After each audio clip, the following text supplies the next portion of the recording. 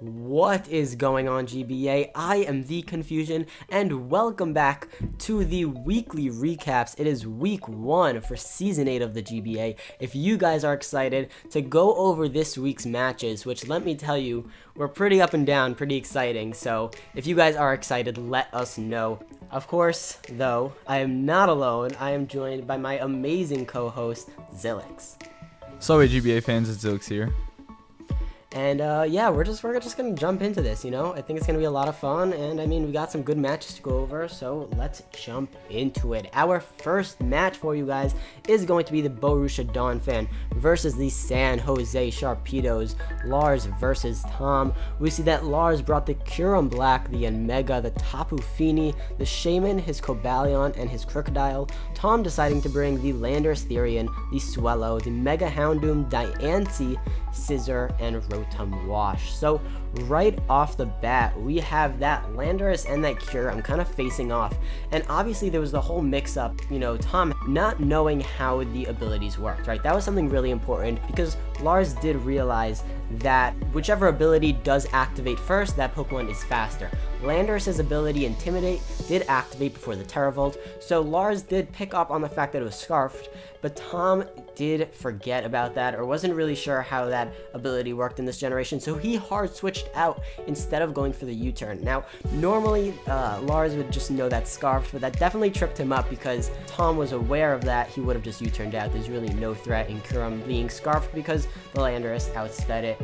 He could tell by the ability. So that was definitely something that caught Lars off guard and definitely changed the way the match kind of went because Lars had that in the back of his head. But looking at the matchup itself, we have that Diancie coming in on Tom's end, being a pretty solid check with that Babiri Berry to any sort of Curum Black that Lars wants to bring in. Unfortunately, though, Tom did take a lot of damage on that Diancie, first taking an Ice Beam, then that Iron Head, only to set up that Rocks. Now, I thought that sacrifice was a little interesting. Taking a lot of damage on Diancie pretty early was something I was a little worried about, especially with the Omega right in the back.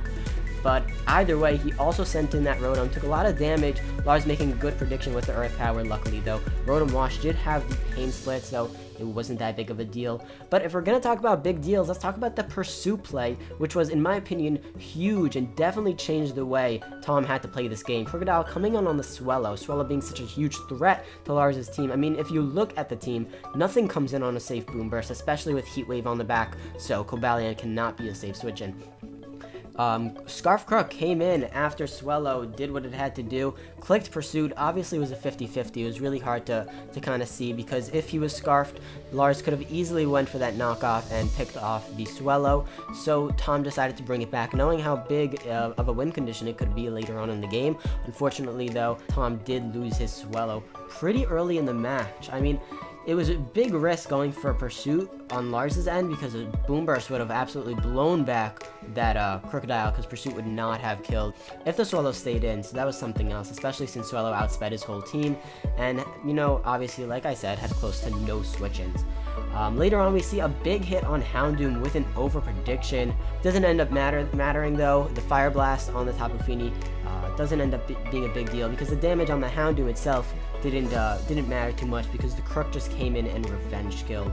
Houndoom picking off the Tapu Fini though was pretty nice because it gave things like Landorus a bit of an easier time hurting his team, but regardless, Lars did kind of have the control, kind of had the wheel majority of this match, especially with things like Crocodile. Scarf Crocodile really beating down Tom's team. He did not have great switch-ins for that thing, and I mean, Lars just played well with the Pursuit. Like last season, Crocodile was one of the top league killers, so Lars definitely using that to its full potential.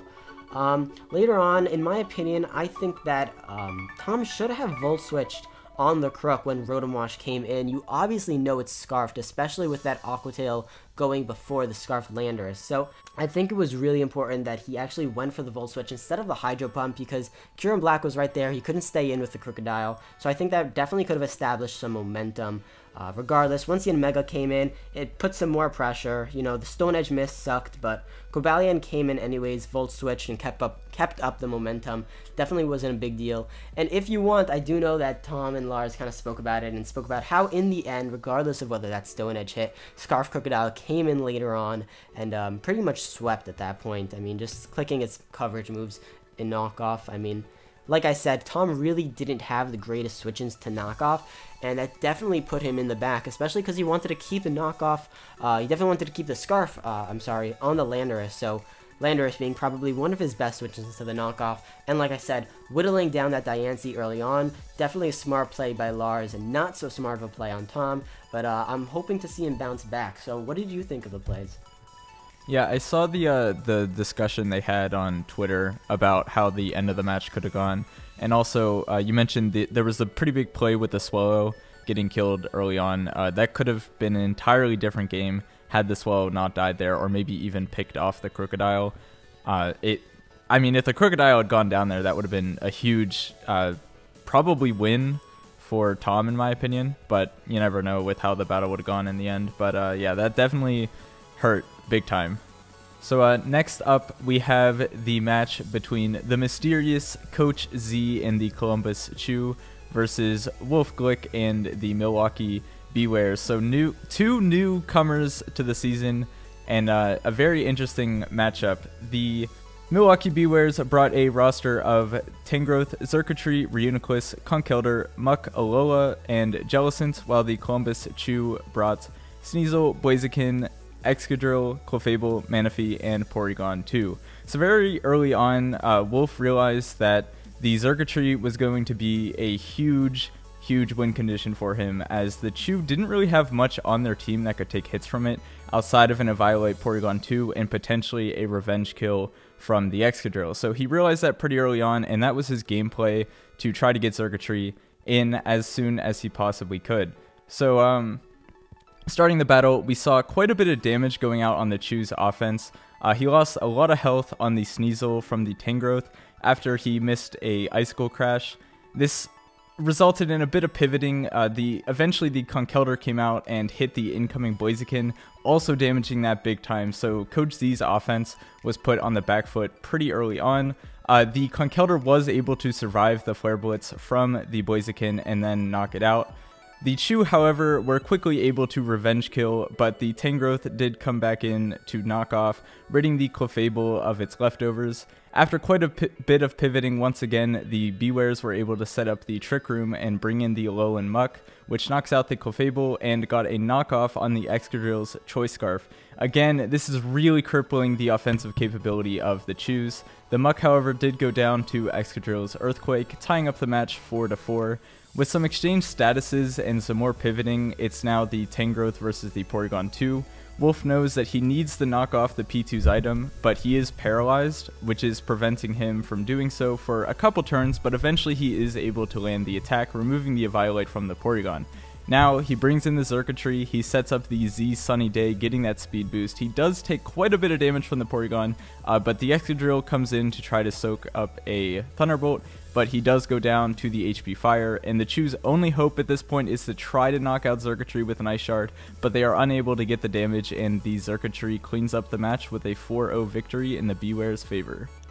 Yeah, I have to say, this match was definitely something else. I wasn't really expecting it to turn out the way it did. Obviously, it felt like the Chews were, and Coach Z was, seemingly prepared for that Xurkitree, but once it came in and it set up that Z Sunny Day, which I have to say is very interesting. I was thinking maybe something like Z Electric Terrain probably could have been better to help to a KO that Porygon 2 if it had the Thunderbolt.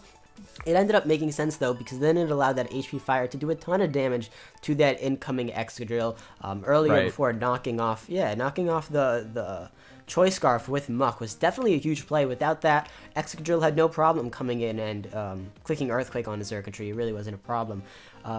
If I have to give some advice to the Chews, I would say, he's definitely making a lot of, strong predictions. I would just say at the wrong time.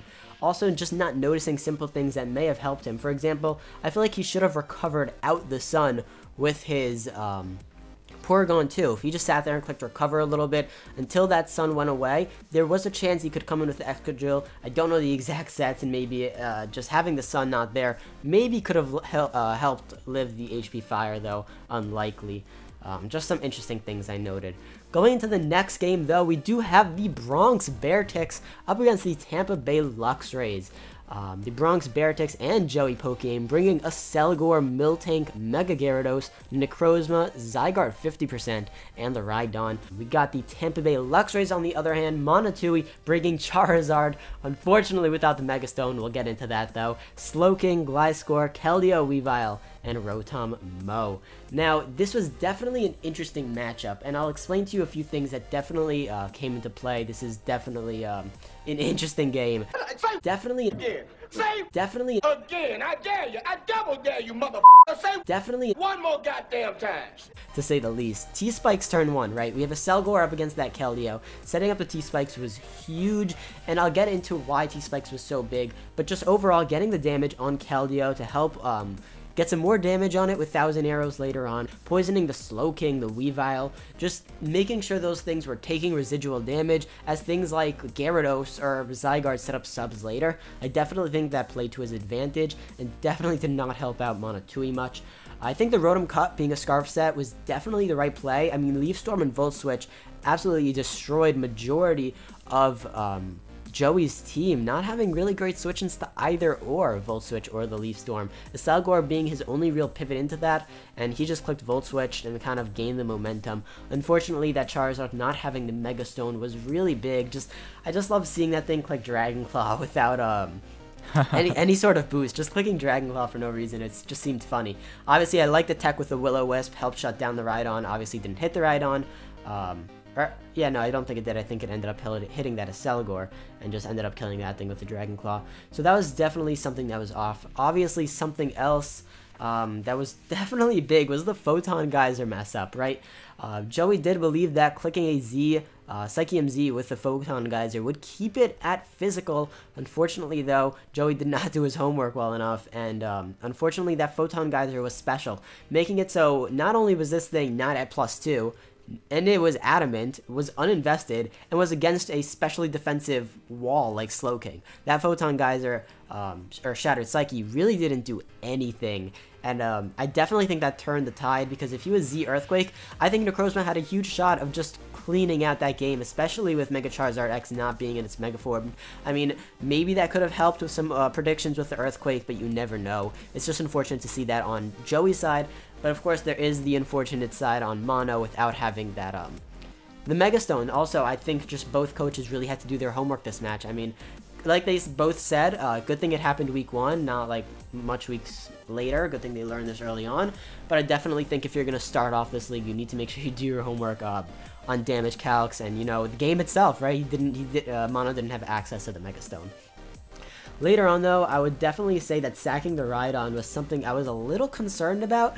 I mean, seeing as how important it was for the Charizard, obviously the Charizard wasn't Mega, but of course, Joey didn't exactly know this yet, so sacking it to the Leaf Storm was definitely a big play in my opinion, definitely changed the way Joey had to play with things like Zygarde. But later on, Keldeo being poisoned definitely had a huge impact, because as soon as that thing was up against the Gyarados late in the game, it was able to avoid that Icy Wind, a 5% chance. And let me tell you, if that 5% chance didn't occur, 95% did, and he got that Icy Wind off, Mono had a very large chance of winning that game. Gyarados not having the speed to outspeed Rotom Cut or Rotom Mo, or whatever you guys want to say. Regardless, that Choice Scarf would outspeed Gyarados and be able to Volt Switch out on that thing, completely killing it. Obviously, then it comes to a 50-50 with Mega Evolving. That's definitely something interesting. I don't want to say Monotui was going to win if that Icy Wind landed, but he definitely had a better chance. Just getting behind that sub once he got up a Dragon Dance, let the Toxic do the rest. Like I said, the Toxic first turn, you see the impact it has. It allowed Gyarados to put up a sub and let the Keldeo kill itself after going for an Icy Wind. Obviously, Icy Wind doesn't get the speed drop behind the sub, so just having sub and Dragon Dance and just having the miss, I think it was just a combination of good luck and good prep that definitely allowed Joey to stay within the match. Later on, obviously, setting up another sub and taking out both the Charizard and the Rotom Cut. definitely, like I said, an interesting match because you have some mess ups and then you have some luck towards the end that really changed the game. It was a close 1-0. I think everyone can acknowledge that Joey and Monotuli are very, very good competitive battlers, so I'm interested to see how they're going to move on from this, but definitely their, you know, mess ups was something to take note of, and I'm looking forward to seeing how they fix that and go on from there. But what did you think of this match? I'm not sure if I've ever seen two coaches in the same battle have like such a big mistake like that. Yeah, I have to agree. No Mega Ring, the wrong Z move thing, and then obviously the Icy Wind wasn't a mistake, but a big miss at the end there definitely changed up how the entire battle could have gone, because had the mistakes been corrected before the battle, or maybe had there not been the hacks at the end, it could have been a totally different battle. But the way it was just kind of weird. Interesting to watch, though, because the coaches did have a little bit of mind games going on, like, oh, why is this Charizard not Mega Evolving? Is it trying to avoid Toxic Spikes? What's the deal here? So it definitely could have thrown a curveball, but yeah, just no Mega Stone, so I agree. That is definitely unfortunate. Moving on to our next battle, we have the Kansas City Jirachi and the Victorian Marsh Shadows, or Shadows I believe it's just called. The Jirachi's roster is the Celesteela, Rotom Regular, Staraptor, Gardevoir, Zygarde 10%, and Seismitoad, while the Victorian Shadows had Diggersby, Fortress, Tyranitar, Lycanroc Day, Mega Alakazam, and Rotom Heat. So again, very similar to the match I spoke about earlier with Xurkitree, this match had Zygarde, where the Shadows do not really have a switch into Zygarde 10%. Fortress takes 1,000 arrows, but other than that, nothing really takes a hit. So the game started off, both sides taking huge damage, the Diggersby and the Seismitoad very low right away. The Rotom, however, comes in to knock out the Diggersby, and then the Tyranitar comes out from Stevo's side to set up the Stealth Rocks, as Jolt brings in his Zygarde 10%. And this is where it shows how important that Zygarde is going to be. 1,000 arrows is thrown against the Fortress, throwing a huge chunk of damage, and the Shadows have to switch out their Fortress into the Mega Alakazam, which gets obliterated by the Zygarde. Stevo attempts to revenge, but Jolt is going to prevent that, and he gets up his rocks with the Seismitoad. The Zygarde then comes back in on a predicted HP grass, allowing it to get yet another kill with 1,000 arrows versus the Fortress. It was a critical hit, but I believe it was mentioned that it would have been a 2-hit KO anyways. The Shadows send in their Tyranitar to set up the Sand for Lycanroc, which causes them to lose the Tyranitar to yet another 1,000 arrows. However, the Lycanroc is able to come in, it does get behind a substitute and sets up a Swords Dance. And they do lose their sub to Rotom's Thunderbolt, but Stevo is able to take out the Rotom with a Stone Edge. The Gardevoir then comes out and traces the Sand Rush to outspeed the Lycanroc, but instead of trying to go for damage, Jolt decided that he was going to Healing Wish instead to heal up the Seismitoad, because he didn't want to risk the Focus Blast, as I believe the Moonblast or Psychic would not be able to take out the Lycanroc due to the special defense boost it gets from the sand. So the Seismitoad gets healed up by the Healing Wish. Then Necro Stevo fires off Lycanroc's Z-move, barely missing out on the KO versus the Seismitoad. The Seismitoad was very low on HP, but the Lycanroc does go down to a Scald, and then the Rotom H is able to revenge kill that Seismitoad, which just lets Zygarde back in to clean up the game with 1,000 arrows, giving Jolt and the Kansas City Jirachi a 3-0 victory. Yeah, this was definitely a quick game, I feel like, because there was really no switch into the 1,000 arrows. And in the back, on his team, he had things like Delmise and Alolan Executor, though Alolan Executor not being the best switch in to a dragon type like that. He did have the Delmise. I think I can kind of understand why he wouldn't bring it. Obviously, it's free setup for Celesteela, but at the same time, you can't acknowledge one threat and not the other. And that just comes down to team building, whether that means you have to make double switches and avoid letting Delmise become setup fodder for Celesteela. I mean, you can't just completely not bring it just because one Pokemon is threatening it, when then there's another Pokemon that kind of messes up that whole thing, like Zygarde 10% coming in and almost 2 KOing and OHKOing his entire team. The Fortress was a decent, I mean, the Fortress was a decent switch in. It was just that double predict that kind of screwed him over because he couldn't click Gyro Ball and kind of kill that thing, or at least hurt it. Thanks to Life Orb damage and how much Gyro Ball would be doing to such a fast Pokemon like Zygarde 10%.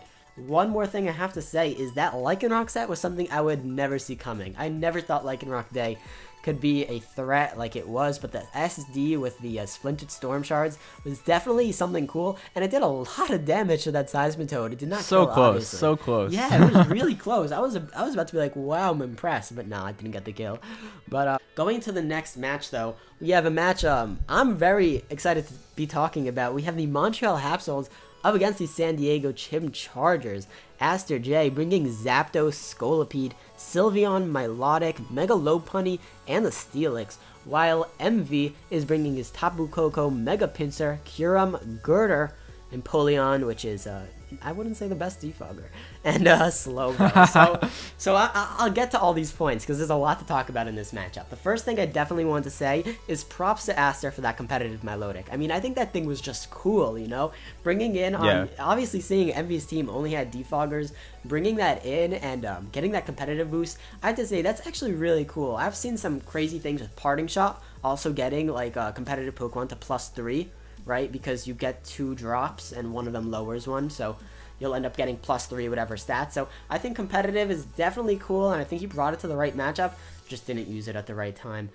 Some other things that I definitely want to mention is that Tapu Koko with the Z Wild Charge is going to come into play, so let's just start with something big, which was that Sylveon was really hard this matchup because of how predictable Sylveon's defensive sets always are. I mean, if you try to build a defensive set with a Sylveon, you don't have many choices. You have the Wish, Protect, the Hyper Voice, maybe a Hidden Power, maybe Baton Pass, and then you have the Heal Bell. And in my opinion, having Baton Pass was definitely the play over something like maybe Protect or Heal Bell. I mean, the whole problem with Aster's team against Envy is Envy had an answer to every single offensive threat, whether it be Scolipede, Girder, you know, you had the Sylveon and Polion came in. Mega Lopunny just couldn't do anything to Slowbro, especially with a Rocky Helmet. You don't even want to come in and touch it.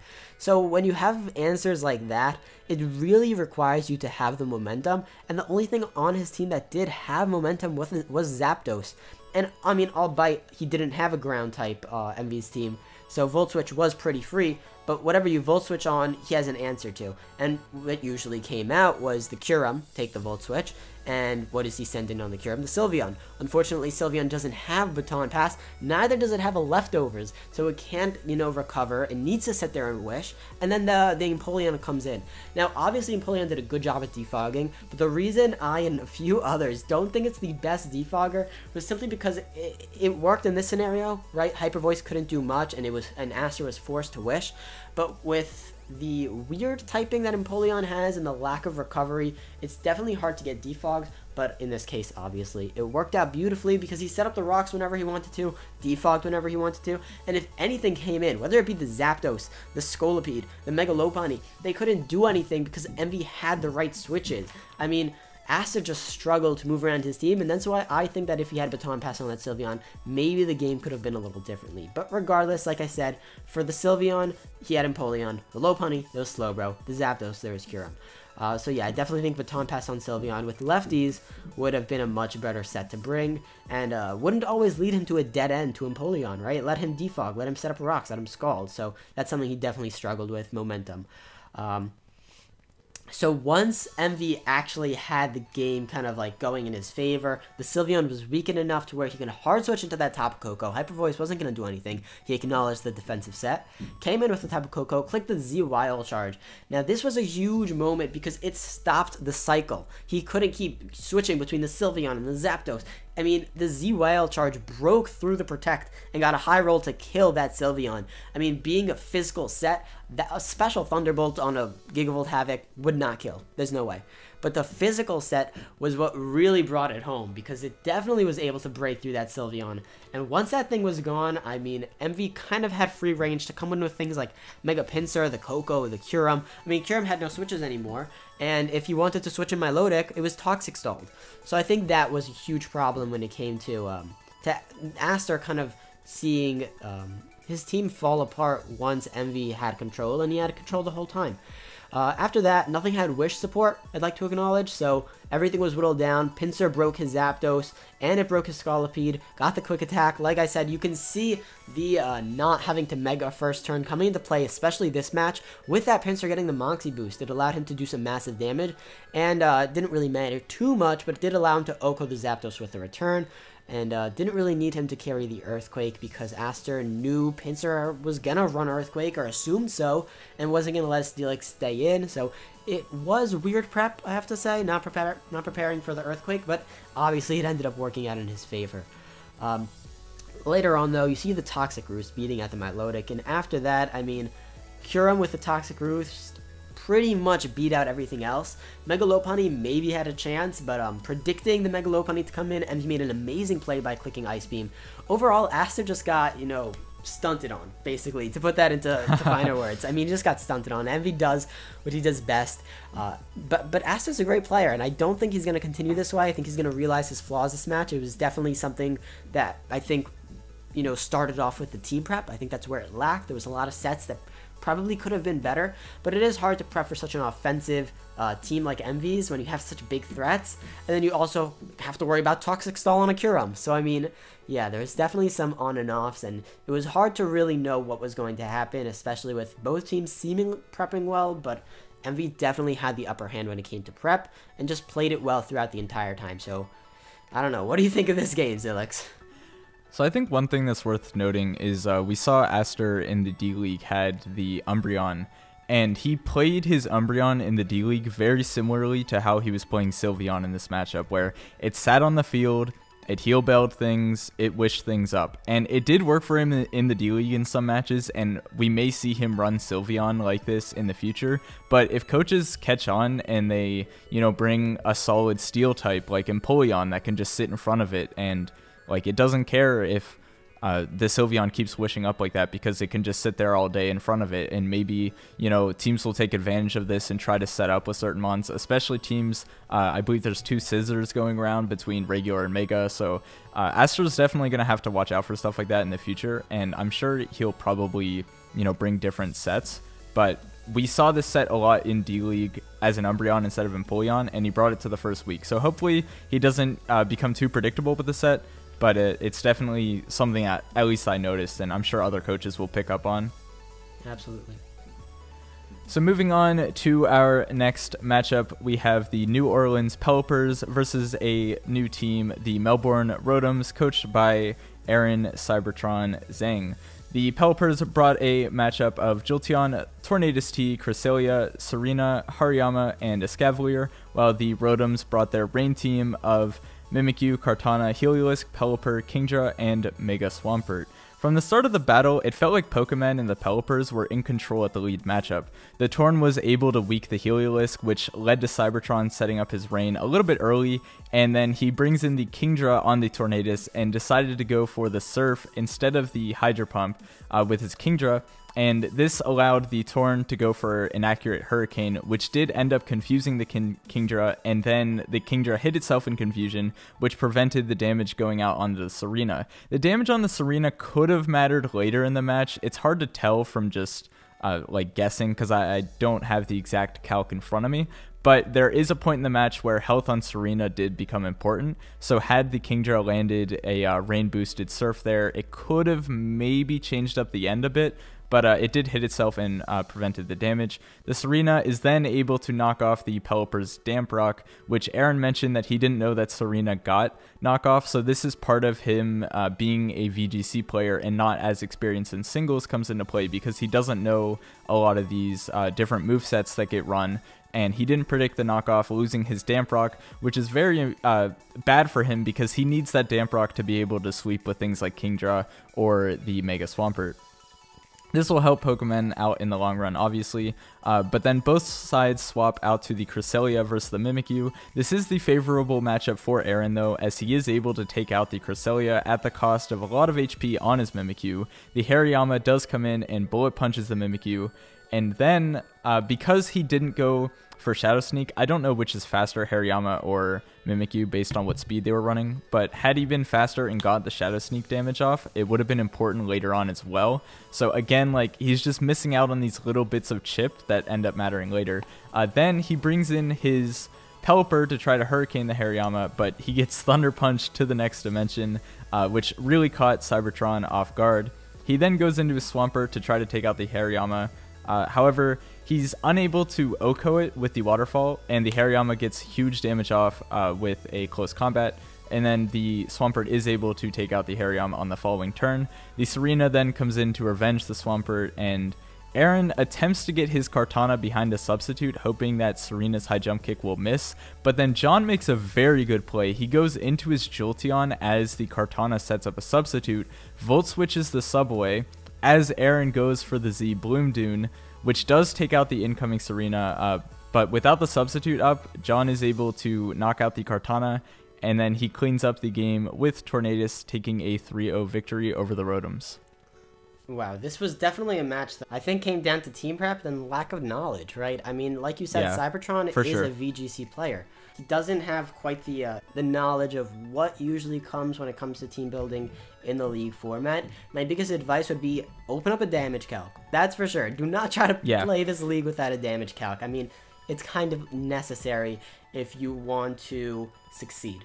Another thing is, if you don't know the movesets too much, your opponent only has 11 mons to choose from. Look through their movesets and see what kind of tech, secret tech, they could be bringing that might hinder your prep, and kind of work with that, because I don't think it's, obviously I knew he was definitely on a rush. He just came back from a trip. Yeah. But I think in the future it's important to definitely do your research. If you need help, there's always front offices who can help you out. But I think Cybertron is definitely willing and able to take the time to look through a matchup and do enough research and homework to make sure he doesn't mess up and is kind of going along. But also something to note, a rain team is pretty easy to use. It's kind of why you see a lot of early battlers in the league format picking up rain teams. Rain teams are pretty standard. I mean, you come in, you have the rain, you have the power. It doesn't take much brain power. So he definitely has to play a little bit more offensively, a little more smart if he wants to play around big players like John, which sad face leaving after the season. But I definitely think it was a really good game to watch, especially looking from John's perspective and how many assault vests, first of all, were on his team. And then seeing just how he played that game, it was really something else, something phenomenal. If you haven't watched that game, at least, I definitely recommend you guys doing so. So the second to last game we got here is the Philadelphia Scissors and Chimpact up against the San Francisco Giants and your boy gym leader Gio. Chimp bringing his Greninja, the Uxie, Scrafty, Cloyster, Magnezone, and Nihilego. No Mega Camo, unfortunately. We got the Toxapex on Gio's side, along with Blacephalon, Mega Scissor, Dugtrio, Haxorus, and the Archeops. Now, right off the bat, let's kind of look at the Pokemon that we see here. If you saw the team builders, we have a really cool Greninja set, right? He brought a Metronome. Now, that's definitely going to come into play because what the Metronome allows you to do is kind of spam one attack and just let it get more powerful. If you look at Gio's team, he doesn't have a single Dark Pulse resist, and his Hydro Pump resist is pretty much just Toxapex and the Haxorus, and in my opinion, clicking 2 Hydro Pumps is going to end up killing the Haxorus, so I'm not sure that was even brought. Overall, though, I think Archeops is definitely something that could have been cool. He definitely didn't know that a Z-Crystal would not activate Acrobatics to do double damage, so it didn't obviously make a big deal here, but that's definitely something for him to note later on in the future.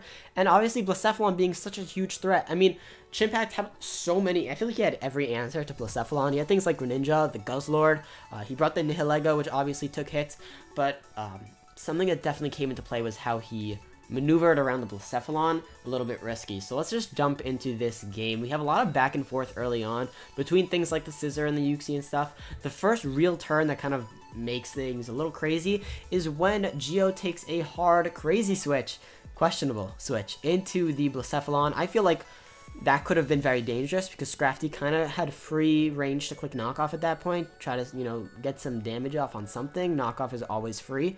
So that was definitely risky. I'm not sure I agree with that play. It worked out for him because the Scrafty went for the taunt, but definitely a risky play. He clicked Mind Blown. Now, another thing Gio was a little unsure of was that Mind Blown does not let you get 3 hits off even if you had an odd number of HP. Again, didn't come into a huge play this game because he ended up clicking Shadow Ball later on, but Mind Blown was definitely something that I know Chimp wasn't expecting too much, especially with Scrafty being such a Spadef set.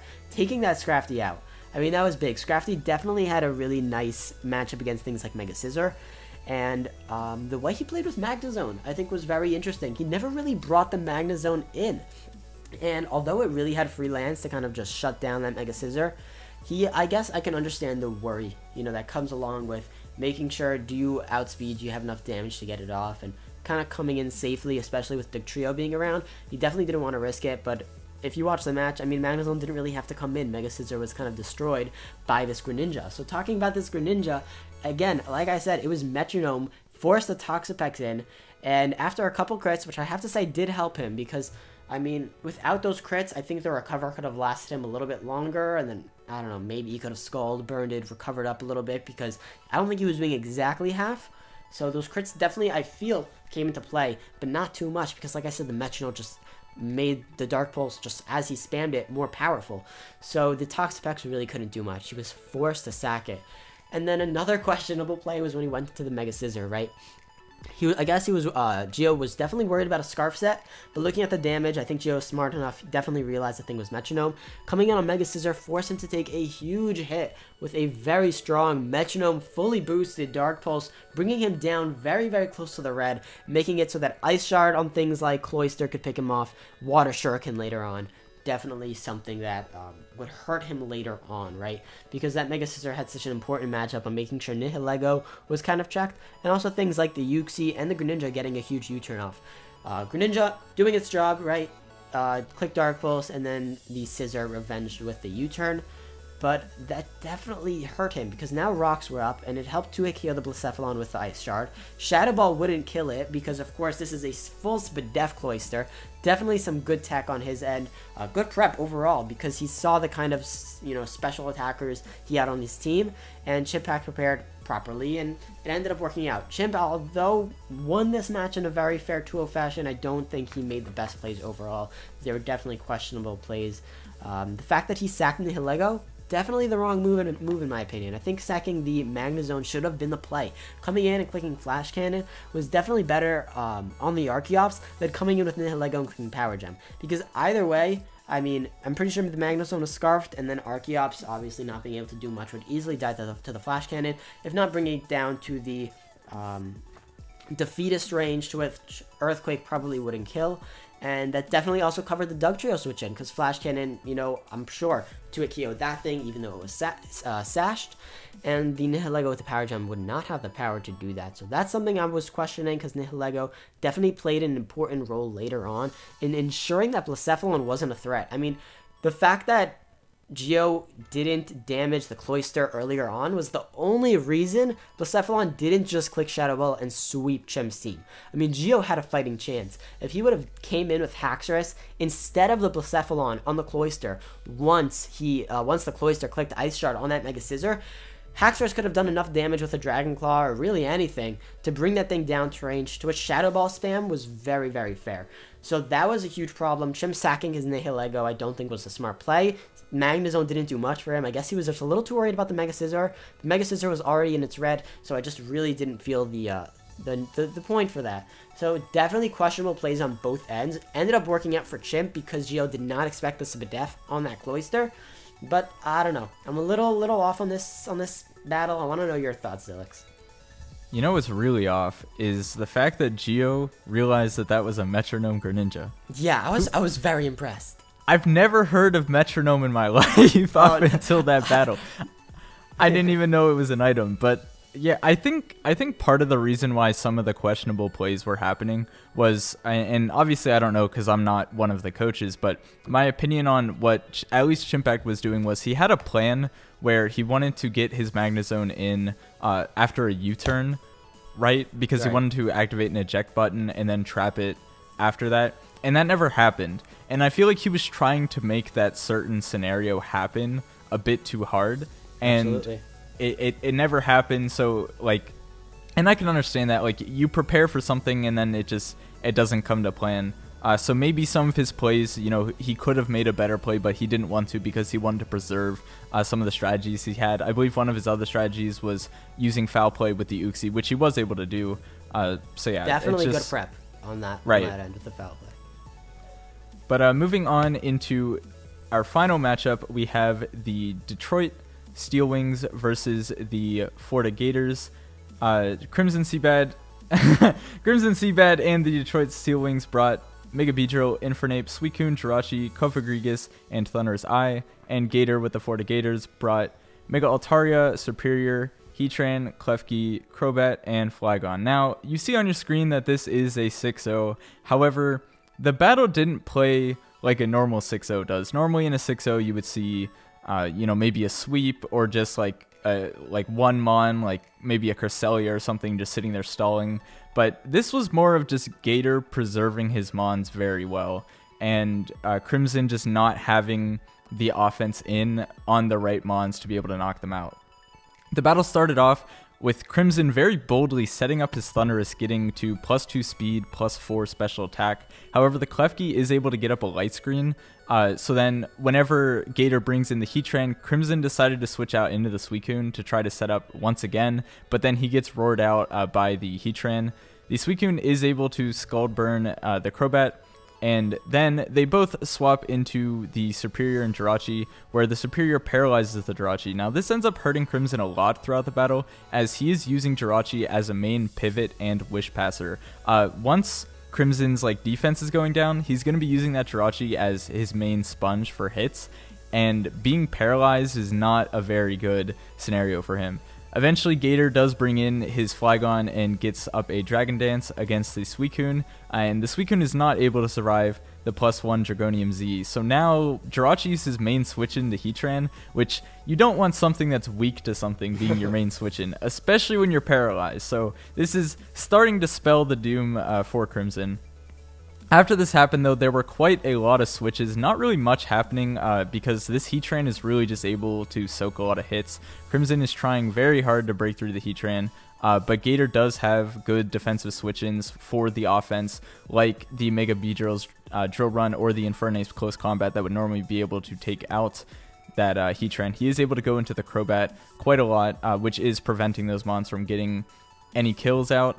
The Heatran is able to eventually knock out that Jirachi with a Flamethrower, and without the ability to pass switches, it's not looking very good for Crimson. The Thundurus comes out against the Heatran, which the Heatran is able to take a Thunderbolt and knocks out the Thundurus with a Flamethrower. At this point, Gator's defense is getting very weak, but his Mons are able to hold on with very low amounts of HP. Crimson is now trying to Pain Split with his Kofagrigus to try to get up to a good enough amount of health, but the Heatran is able to take that out as well with the Flamethrower and the Burn. And then both the Infernape and Beedrill die to the Stealth Rocks, giving Gator a 6-0 victory over Crimson Seabad. Yeah, first 6-0, week 1, right? Definitely not the 6-0 most people expect. I mean, look at the kills. There's barely any. Heatran has 3. I mean, there was no sort of sweep. It was just a lot of damage and bulk. A lot of people, I think, are going to say that the big misplay was obviously setting up too early with Thundurus. I would completely disagree. I don't think that was the misplay at all. I mean, look at Gator's team. With a +2 Thundurus, what takes the combination of Thunderbolt and HP Ice? I mean, it definitely looked like it could have done a lot of work early on. What really caught him off guard was the Light Screen and the Toxic. Good prep, obviously, on Gator's end. Just having the Light Screen to sponge the hit, make it all the way back to neutral, kind of canceling out that Nasty Plot, and then setting up that Toxic, put that thing on a timer. I mean, there really wasn't much he could do, especially with Protect on the Heatran later on. I mean, I definitely think the misplay wasn't setting up early. The misplay was just not seeing what was coming, which was the Light Screen mixed with the Toxic and all that stuff. You'd kind of expected Klefki to just set up spikes. Another big problem was obviously losing the Suicune way too early. It allowed Heatran to kind of do whatever it needed to do, spit, Flamethrower, whatever. Really just allowed him to, set up things like the rocks. And once rocks and, stuff like that were up, I mean, Mega Beedrill died, the Infernape died. 2 deaths just to the Stealth Rock. I mean, you can kind of see how Gator broke down the right defense to let the rest of his bulk take on the rest of the offense on Crimson's team. Infernape being Scarfed obviously didn't end up working out. It looked good. Didn't work out because he had good switch-ins to whatever he wanted to click, whether it was the Flare Blitz, the Close Combat, whatever it was. So I definitely think there was problems there, and it just ended up being a really long, drawn-out battle that ended up in a 6-0 where you wouldn't really expect one to happen. But a good match overall, and I think we had a good week 1. I mean, if you agree. Yeah, I mean, overall, switching over to our conference breakdown, you can see how all the coaches are doing so far. I mean, really right now, the only coach that's far behind is, I guess, the Detroit Steel Wings in the Ula Ula conference. They're down, 11 points in differential. Right. But other than that, most of the conferences are pretty close. Also, the Montreal has Souls. Wow, that was hard to say. In the Melee conference, they're also behind a lot of points. But in the other two conferences, the teams are pretty close, and we will see this shape up a lot more in the future weeks. But yeah, as you said, a pretty good week 1 overall, interesting matches to watch, and I'm very excited to see how the rest of these teams do in the future. Absolutely, you make some great points, especially, I mean, Crimson Seabed being very low, obviously, in his division, but if you actually look at his division, he also has Columbus True and Giants, who took a pretty large L this week, too, so I definitely don't think Crimson's out, right, week 1, and as I'm sure everyone is known from, yeah, everyone here is obviously, as I'm sure you all remember from last season, it's only week 1, it's only week 2, it's only week 3. Obviously, anything can change. We're going to keep saying that. Anything can change. What you see here will not be even close to what you'll see by week 12. So this is kind of giving you the image of how everyone's starting off, but don't let it misguide you and let you think that's what everyone is going to end off in. But definitely interesting to see how everything is pairing up.